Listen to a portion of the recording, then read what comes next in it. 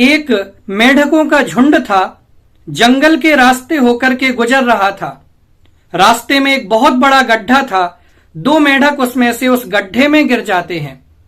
सभी मेंढक गड्ढे के आसपास आकर के इकट्ठे होते हैं और कहते हैं कि अब इनका बच पाना मुश्किल है, बाहर निकलना मुश्किल है, क्योंकि गड्ढा बहुत बड़ा है।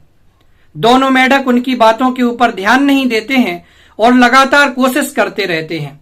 फिर से मेंढक कहते हैं कि कोशिश करना बेकार है, बाहर नहीं निकल पाओगे, मर जाना ही अच्छा है। उनमें से एक मेंढक सच में उनकी बात मान लेता है, आशा छोड़ देता है और वो भीतर ही पड़ा रहता है और मर जाता है। लेकिन एक मेंढक ऐसा है जो उनकी बातों के ऊपर ध्यान नहीं देता, वो लगातार मेहनत करता रहता है बाहर निकलने की। और एक समय ऐसा आता है कि जब वो छलांग लगा करके बाहर आ जाता है, तब मेंढक उनसे कहते हैं, क्या तुम्हें मेरी बातें सुनाई नहीं दे रही थी? तब वो मेंढक उन्हें समझाने की कोशिश करता है कि मैं तो वास्तव में बहरा हूं और मैं ये समझ रहा था कि आप मेरे लिए केवल और केवल प्रोत्साहन कर रहे हैं कि तुम बाहर निकल सकते हो, निकल सकते हो।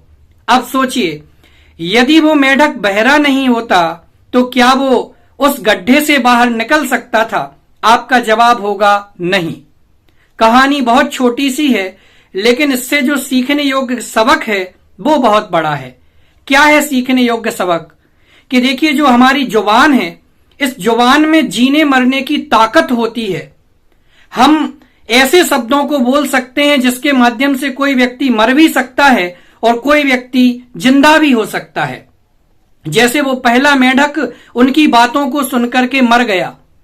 इसलिए यदि हमें हमारे जीवन में कोई हताश व्यक्ति मिले, निराश व्यक्ति मिले, जो दुख से जूझ रहा हो, तो हमें ऐसे शब्दों को बोलना चाहिए जो उसके जीवन को प्रोत्साहित करें, उसे आगे बढ़ने की प्रेरणा दें, जिसका जीवन, जिसका दिन बिल्कुल फूल की तरह खिल जाए।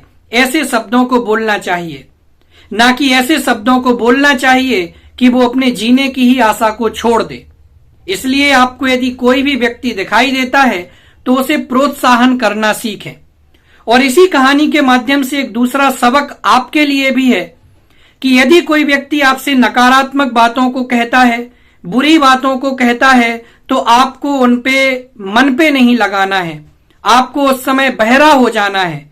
यदि आप उस समय बहरे हो जाते हैं तो यकीन मान करके चलिए, आप जो भी काम करना चाहते हैं वो काम आप निश्चित रूप से पूरा कर पाएंगे।